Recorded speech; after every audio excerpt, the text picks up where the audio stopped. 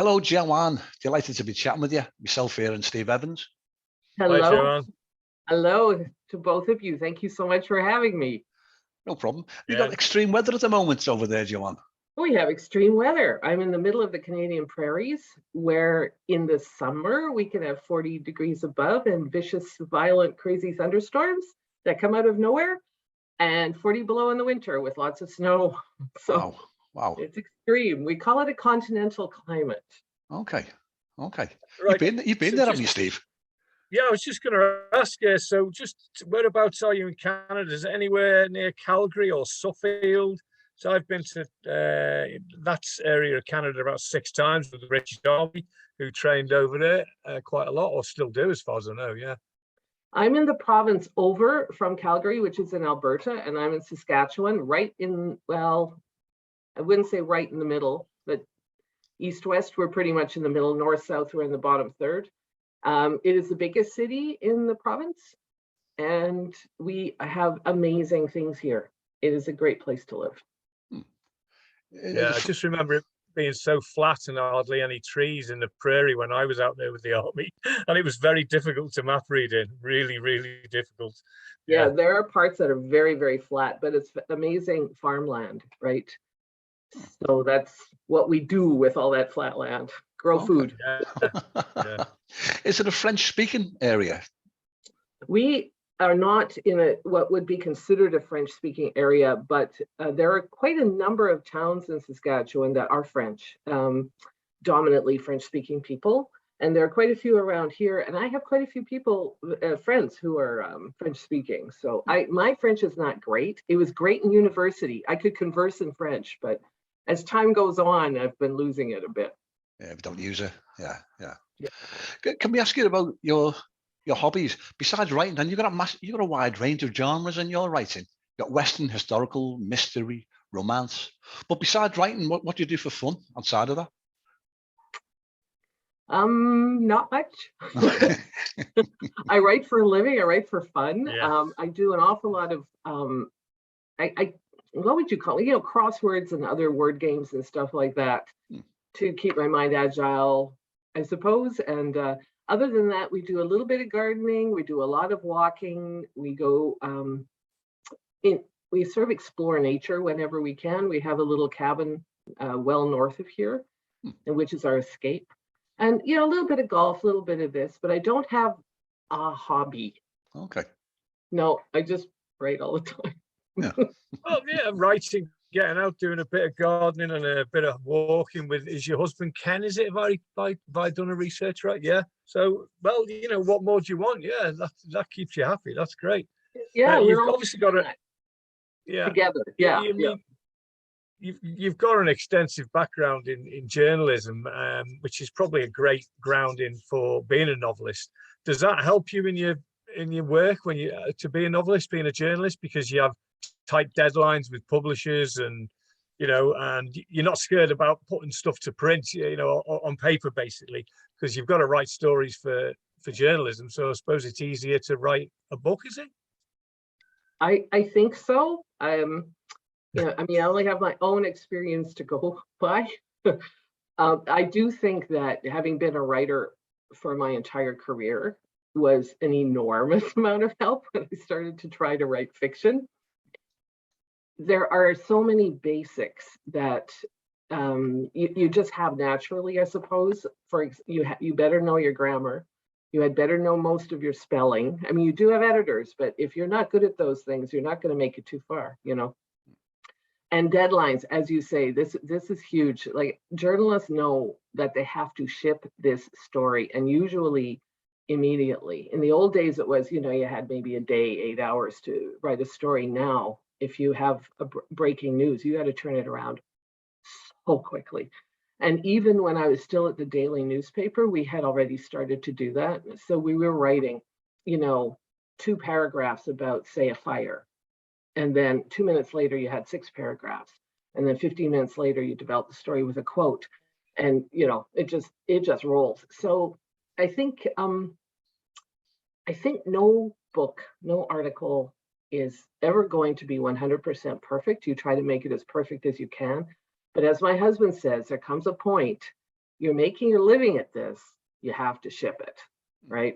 You have to decide this is pretty good and I've been working on it for a year and a half, it's got to go.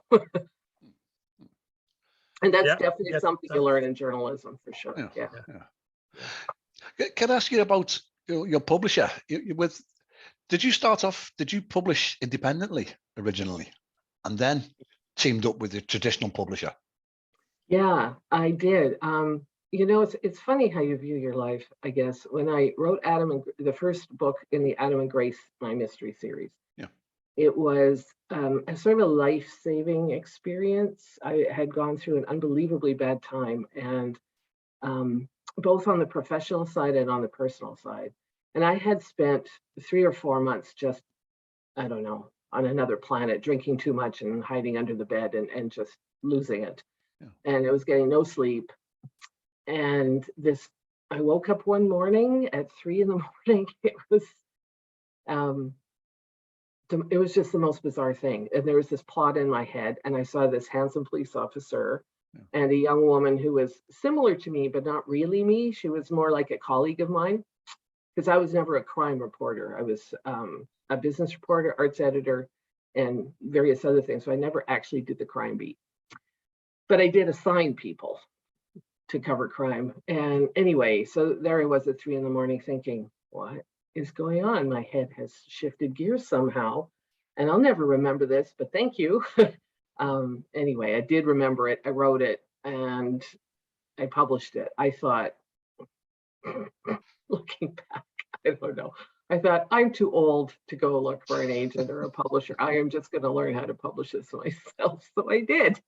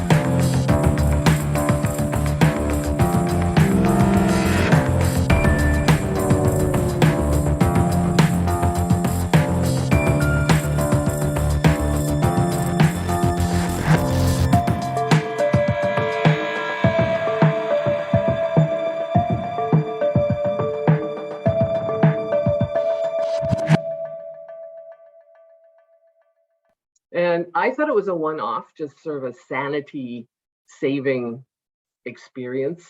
Do something different, find a creative place to put yourself. And then a friend of mine said, hey, really liked your book. When's the next one coming out? I went, next one? There's going to be a next one? Why didn't anybody tell me? And so then I was hooked and off I went. The situation was different with my newest book, Blood and Dust. As most authors, independent authors probably realize, it's very hard to get an agent once you've already started a series, right?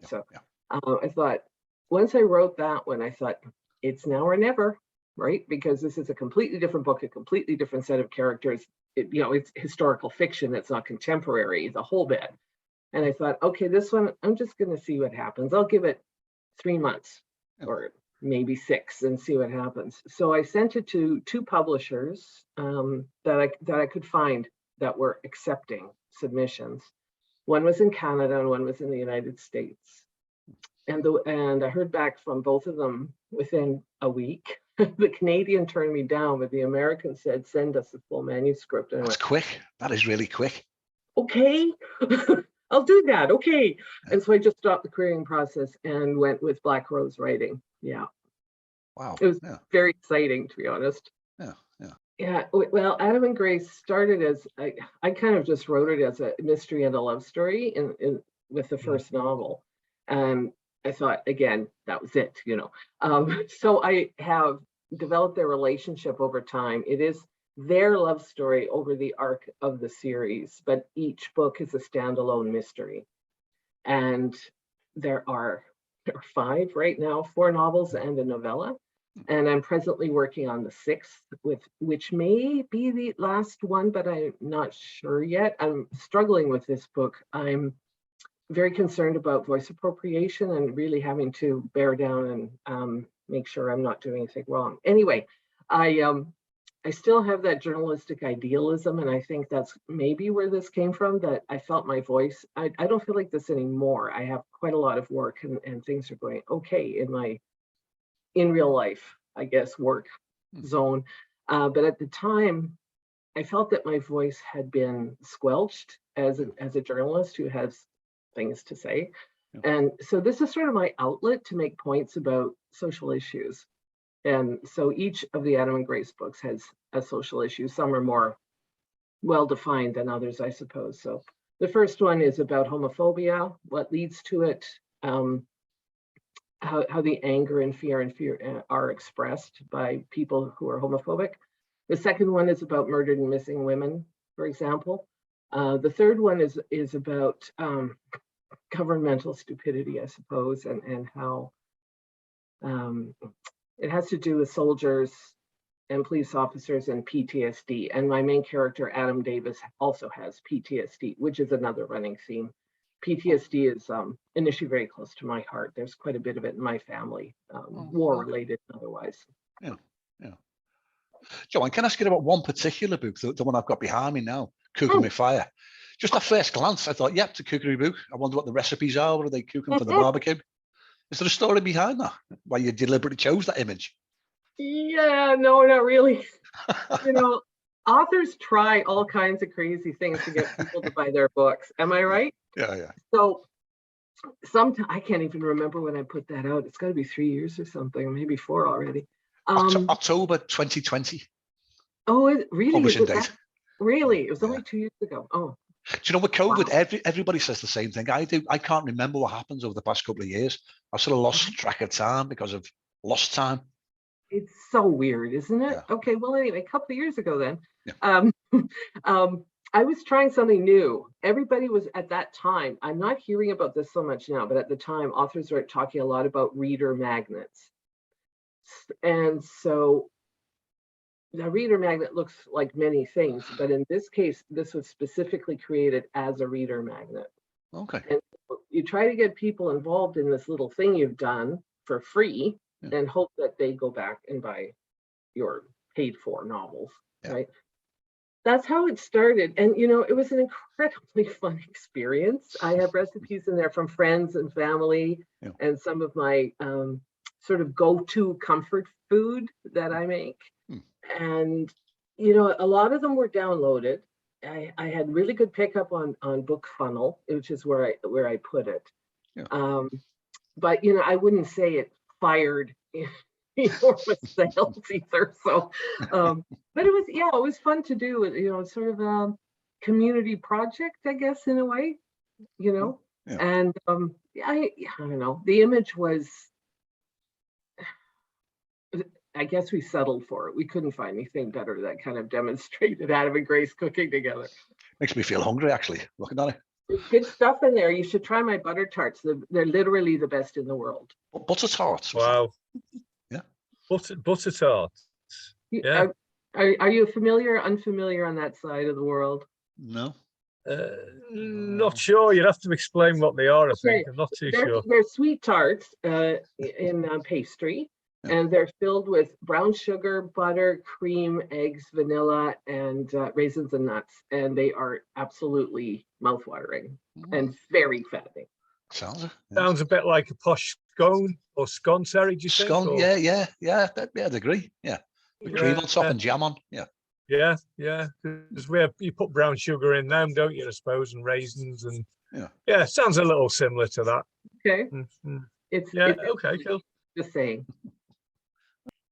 One of your books is Magic Mac and the Mischief Makers.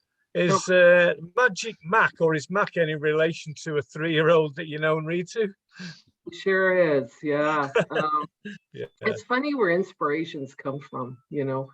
Blood and Dust was inspired by a nightmare my husband had, and just sort of started on fire after I wrote down his nightmare, and off it went. And Magic Mac, although with a much happier inspiration, I guess, Mac is the grandson of my neighbor who lives across the street. He is the most adorable, precocious, sweet child, and just talks a million miles an hour.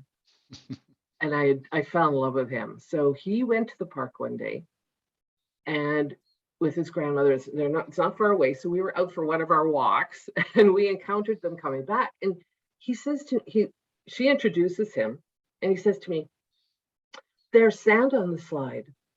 Who would do that? Somebody is creating mischief." And I went, "He's 3, okay?" And I was just absolutely entranced by this kid, you know? Yeah. And I don't know, I guess I just wrote that in honor of adorable, sweet little Mac, you know, and tried to put a little, you know, message in there for the kidlets. And I may have pushed that out a bit too soon. A friend of mine wants to actually illustrate it because I just put it together. Yeah. The same friend who did the superhero art on the front cover, he would like to illustrate it. And because at first he turned me down, and I went, "Why would you do that?" Well, anyway, so I put it out there, and there it is. Okay. My little children's book. Yeah, Oh, I might do brilliant. another one. The kid is just a mine of experiential information. You know, he's a sweetie. Just going back a little bit to something that I've picked up on, it's written in, I think, one of your testimonials or something. It goes on about you wearing tiny golden replicas of your murder weapons around your neck. I'm really intrigued about what that's about, and why is it golden replicas of murder weapons? Oh, there we go. Yeah. This is bizarre. We're getting company today, so I'm dressed up a little bit more than I would normally be, and I'm wearing a monstrance around my neck. I wish I could get closer to you. I don't know if you can see it. Yeah. Looks like an Oscar silhouette. It almost does. It's a monstrance, and for those who are not Catholic, it's the sort of very glamorous holder of the host during High Holy days. And they carry it like this down the aisle of the cathedral and place it up there, and it's a beautiful thing. And every church has their own monstrance. And unfortunately, I'll just push this back a bit. Somebody gets killed with the monstrance in the cathedral in Adam and Grace. So this is my first murder weapon. Wow, lethal. I have one with a lightning bolt, which isn't the murder weapon, and a knife with a drop of blood coming off it, and that's a little ruby.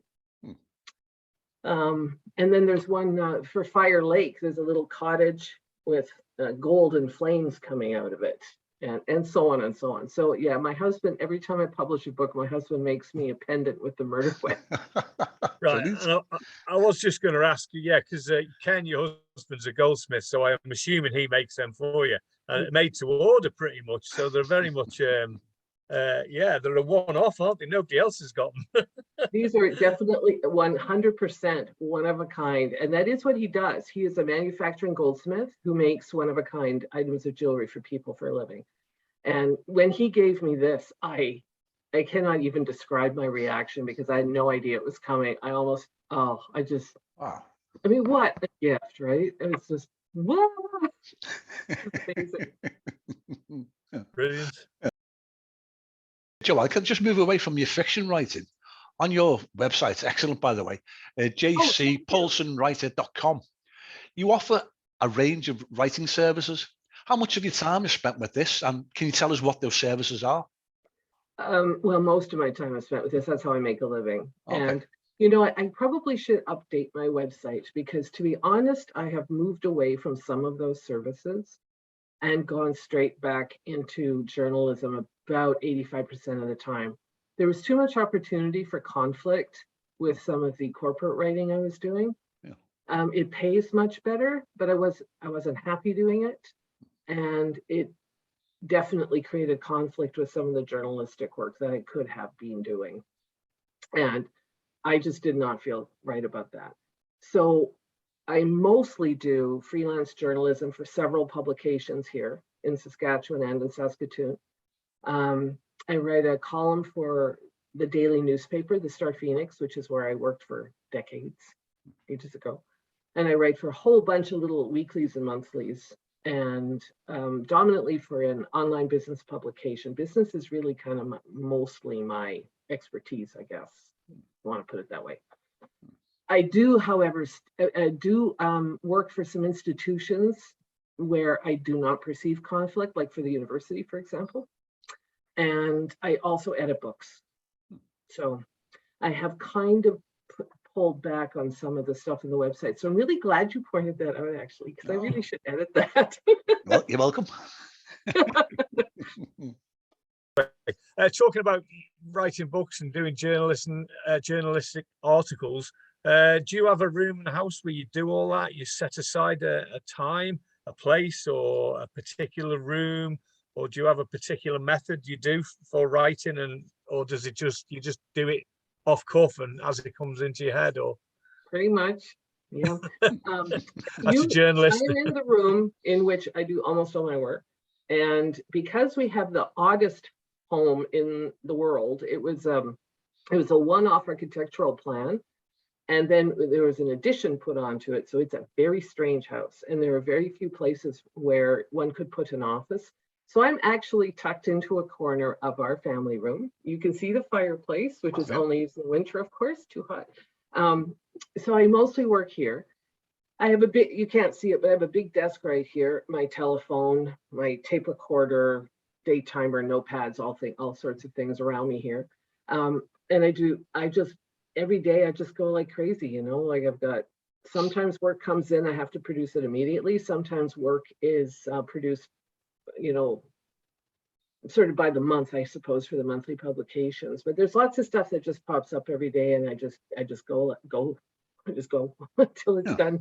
And then as far as the books go, boy, I sketch out the plots in my head, and I sort of create the characters in my head. I'm not one of those writers who has, you know, boards on the wall with character sketches and, you know, plot lines and charts, that type of thing. I don't do that. No, most of it's carried in here. And then I add notes to my manuscript as I go. Like, don't forget to, you know, mention this clue later, or this is where the murder weapon came in chapter 4. Don't forget to refer to it in chapter 9. Yeah. And this is what happens next every time I close the file. But I am a plotter, but I'm not a on paper plotter. And from there I pants it, because once you're that engaged with your characters, you don't know what they're going to do next. Yeah. Right. And so they're always surprising me, and I generally go with it. And if I go back and think, oh, that's dumb, then I delete it. But usually they take me down the path with them, you know? Yeah. So yeah, there aren't sticky notes and things all over here. With having the five books in the series, have you built up a sort of Bible for the Adam and Grace books? Places, names? No, top of your head. Wow. I thought you'd need to, yeah. And maybe I should, you know. It's funny you should mention that today, because I was having a conversation with, I'm in several authorial groups, right? Because support, ideas, conversation, patting each other on the head, whatever we need. And this particular one is a group of women who are discussing this very thing. And, you know, and one of them said today, you can have my spreadsheet, it will help you. And I'm thinking, maybe I should do that, actually, because she has a spreadsheet Bible, as you say. Yeah. So maybe it's time to do that. But I know I don't. Is that terrible? Yeah, no, not at all. No, I'm just thinking of myself. Like I stand at the bottom of the stairs sometimes thinking, have I just come down, or do I need to go up? The mind writes a series of novels from the top of my head. Me too. Yeah. I know it's true. You know, there are some characters that I have to go back and reread the books, you know, a little bit from time to time. I have a judge character whom she's a minor character, but I'm very attached to her. She's snarky and she's just funny, and I love her. But I did have to go back and read the portions with her before I started the book I'm working on. Like, oh yeah, okay, like what was her personality like exactly? How snarky can I get with her? And couldn't quite bring it to mind. So that's what I do. I reread my books. It's fun to reread your books. You write it. You write something you want to read, right? Yeah. I think on average, then you're writing a book a year, perhaps. I'd say. So you must have to do a lot of research. Do you have to travel around to do your research, or if it's doing Magic Mac, for example, you've only got to go just up the road? But research, have you got a lot of research to do on some books, and do you need to do a lot of that? Yes, actually, yeah. More on some than on others. So there was the two that I had to do the most research for were Griffin's Cure, which is the 4th novel in my series, and Blood and Dust, because it was historical fiction. I had to do, I don't even know how many weeks of research into what it was like to live out here in the middle of, my goodness, literally the middle of nowhere in 1880, right? Like, how can you even conceive of that? So that took a long time.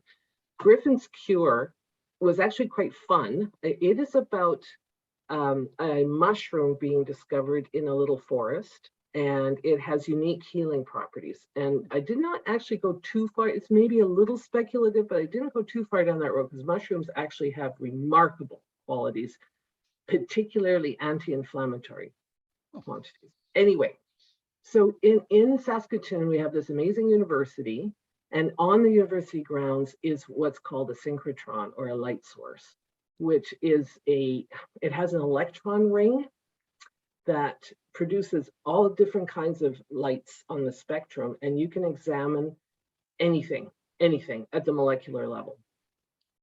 So the murder takes place there, because what a cool place, right?